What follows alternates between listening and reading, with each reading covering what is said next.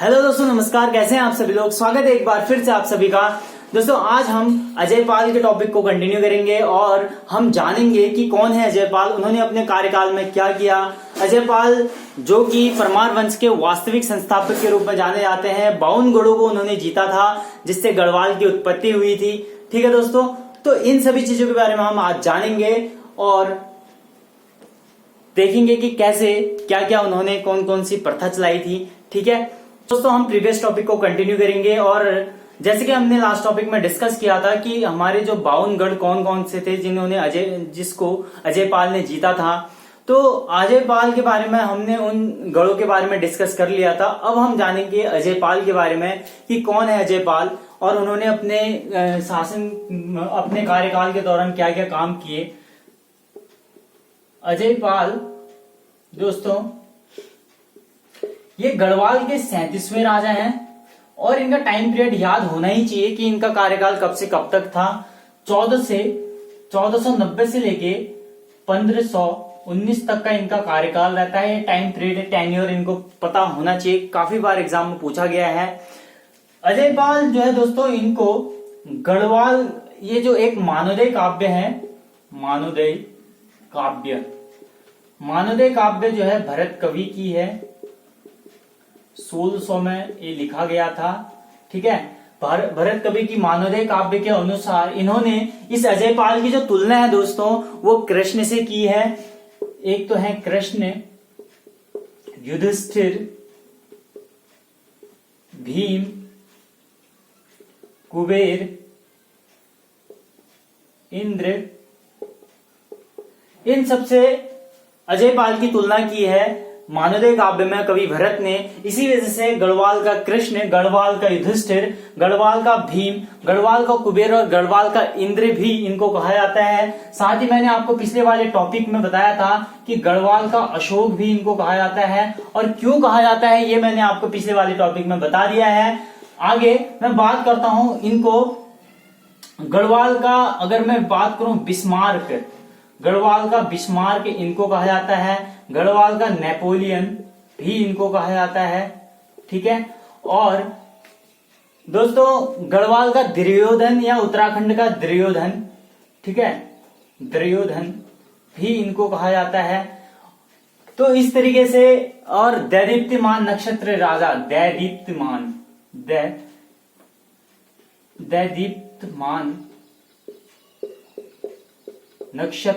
दैदीप्यमान नक्षत्र राजा के रूप में भी इनको जाना जाता है।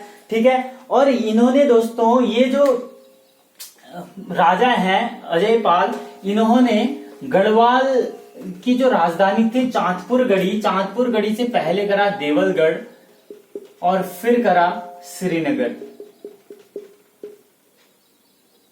ठीक है, और ये थी पहले चांदपुर गढ़ी।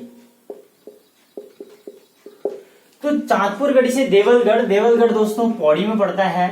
ठीक है, तो चांदपुर गढ़ी से देवलगढ़ से श्रीनगर में करा और देवलगढ़ में इन्होंने एक भवन भी बनाया, उस भवन बनाया और भवन में राजेश्वरी देवी की मूर्ति भी स्थापित की। और ये जो है दोस्तों राजेश्वरी देवी जो है परमारों की कुल देवी के नाम से इनको जाना जाता है। अगर तो अजय पाल जो है गढ़वाल के नेपोलियन, गढ़वाल के बिस्मार्क, गढ़वाल के दुर्योधन, गढ़वाल के भीम, गढ़वाल के युधिष्ठिर, गढ़वाल के कुबेर, गढ़वाल के इंद्र, गढ़वाल के कृष्ण, गढ़वाल का अशोक, ये सभी इनको बोलते हैं। और जो अजय पाल है, अजय पाल का दूसरा नाम है दोस्तों, इनका दूसरा नाम है पूर्वादेव इनका नाम है। अजय पाल ने ही सरोला ब्राह्मणों की नियुक्ति की थी, सरोला ब्राह्मणों की नियुक्ति करी थी। ठीक है, ये भात पकाने वाले ब्राह्मण होते थे, भात पकाने वाले होते थे। ठीक है, भात पकाने वाले जो होते थे सरोला ब्राह्मण, उनको सरोला ब्राह्मणों की नियुक्ति करी थी जो कि भात पकाने वाले होते थे। ठीक है, आज भी हमारे यहाँ भात पकाते हैं, वो कुमाऊं में या गढ़वाल में प्रथा चली आई है, गढ़वाल का है ये। और साथ में धूली पाथा, इन्होंने एक धूली पाथा की शुरुआत की थी दोस्तों, काफी इंपॉर्टेंट है धूली पाथा। धूलिपाथा यानी कि एक तरीके से मापतोल की ये प्रथा है। 1 kg अगर मैं बात करूं एक पाथा की, तो एक पाथा जो है 2 kg के बराबर होता है। और 1 kg में जो है दोस्तों 1 kg में 2 माणा, 1 kg 2 माणा के बराबर होते हैं, यानी कि 2 kg कितने, 4 माणा के बराबर हो गए। ठीक है, धूलिपाथा की शुरुआत की थी, जो मापतौल की शुरुआत है, एक पाथा जो है वो 2 kg के बराबर होता है और 1 kg 2 माणा के बराबर, यानी कि अगर 2 kg कहूं तो ये 4 माणा के बराबर होता है। इस तरीके से इन्होंने मापतौल की प्रथा भी शुरू की थी। जो अजयपाल है, साबरी ग्रंथ है, इस साबरी ग्रंथ में अजयपाल को आदि गुरु या फिर आदिनाथ के नाम से जाना जाता है। आदिनाथ, ठीक है, आदि गुरु या आदिनाथ के नाम से अजयपाल को जाना जाता है। साबरी ग्रंथ में एक गोरखनाथ के ऊपर एक किताब है जिसको बोलते हैं गोरखनाथ एंड कनकटा योगीज। तो ये है दोस्तों जॉर्ज डब्ल्यू ब्रिंक्स, इनकी ये किताब है, जॉर्ज डब्ल्यू ब्रिंक्स की किताब है। और इसमें गोरखनाथ के जो 84 सिद्ध हैं उसमें से एक सिद्ध अजयपाल को भी बताया गया है। ठीक है, इस तरीके से। और देवलगढ़ में एक विष्णु मंदिर है, विष्णु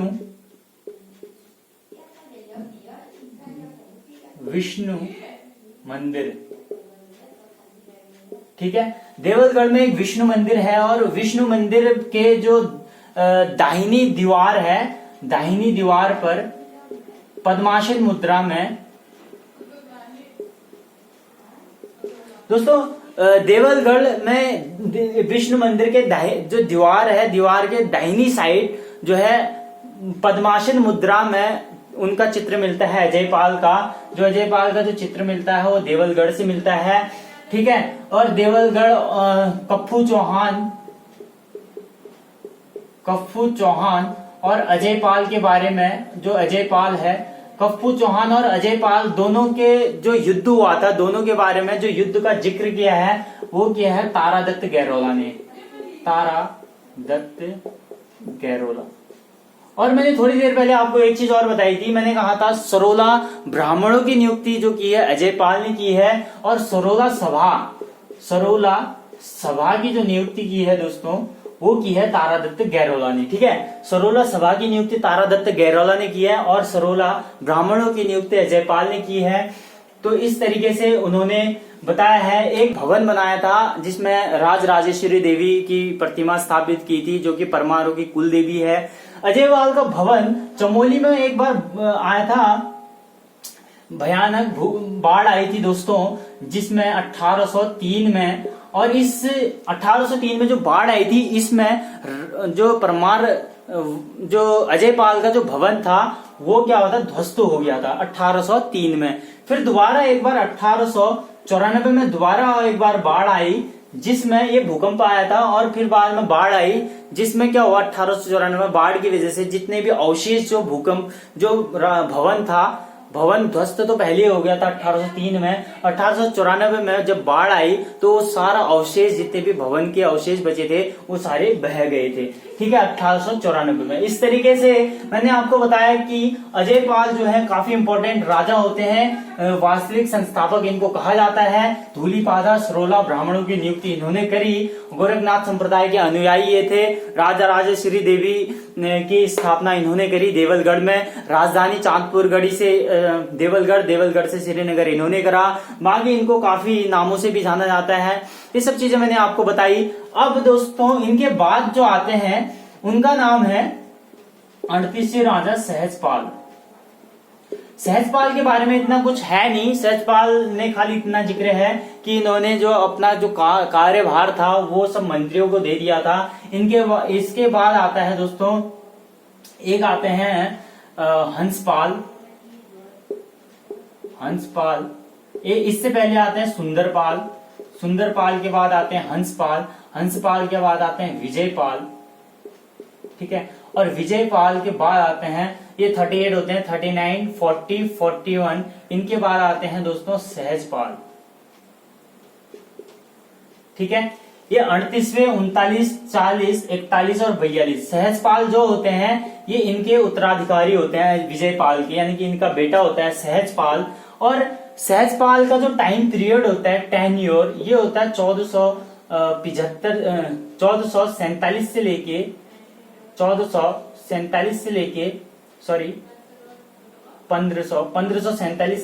1575 तक ये इनका टेन्योर रहता है। सहजपाल 1547 से 1575 तक का इनका कार्यकाल रहता है। सहजपाल के टाइम में 5 अभिलेख मिलते हैं, 5 अभिलेख मिलते हैं। ठीक है, मिलते हैं। और 5 अभिलेख में पहला जो अभिलेख, सबसे पुराना जो अभिलेख मिलता है वो 1548 में मिलता है। जो अंतिम जो मिलता है वो 1573 में मिलता है, यानी कि 1573 में मिलता है।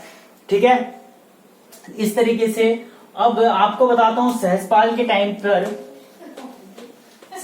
के टाइम पर मानोदय काव्य में जो और शत्रु को संताप देने वाला बताया गया है। एक है दोस्तों रामायण प्रदीप, जो कि मेधागर शर्मा की है, 1758 में इन्होंने लिखी थी। ठीक है, इसमें बताया सहजपाल है काफी महाबली है और विद्वानों को आश्रय देने वाला बताया गया, महाबली और विद्वानों को आश्रय देने वाला बताया गया है। एक है रामायण राज्ञा वंशावली, गढ़वाल एक है गढ़वाल राज्ञा वंशावली। ये जो गढ़वाल राज्ञा वंशावली है ये जो है कवि देवराज की है, सूरवीर संग्रहालय में स्थापित है। तो इसमें जो है बताया गया है कि जो सहजपाल है वो काफी गुणवान है और साथ ही प्रजा को सुख देने वाले राजा बताए गए हैं। ठीक है, इसमें मानवदेव काव्य में बताया कि काफी चतुर थे सहजपाल, साथ ही शत्रु को संताप देने वाले बताया गया है। ऊपर से यहाँ पर महाबली और रामायण प्रदीप में बताया कि ये महाबली थे और जो विद्वानों को आश्रय देने वाले बताए गए हैं। गढ़वाल राज्ञा वंशावली में बताया गया है कि वो एक प्रजा को सुख देने वाले और गुणीवान थे। जो सहजपाल है, सहजपाल का जो के टाइम पर एक सबसे ज्यादा मुगलों में जो मुगल थे, मुगलों में जो संबंध थे सबसे ज्यादा अच्छे थे। सहजपाल के टाइम पर मुगलों में संबंध सबसे अच्छे थे। और ये सहजपाल है जब गढ़वाल पूरी तरह से एक स्वतंत्र राजा था। ठीक है, तो ये था थोड़ी सी जानकारी सहजपाल के बारे में। अब हम जानेंगे कि इसके बाद 43वें राजा बलभद्र शाह के बारे में, जो कि सहजपाल के उत्तराधिकारी होते हैं, यानी कि जो सहजपाल हैं उनके उत्तराधिकारी होते हैं बलभद्र शाह। और इनका टाइम पीरियड जो होता है 1575 से लेके 1611 तक का टाइम पीरियड इनका रहता है। ठीक है दोस्तों, 1591 तक का टाइम पीरियड इनका रहता है। और इन्हीं के टाइम पे बधानगढ़ का युद्ध भी होता है, वो हम दूसरे लेक्चर में देखेंगे। ठीक है दोस्तों, नमस्कार, धन्यवाद।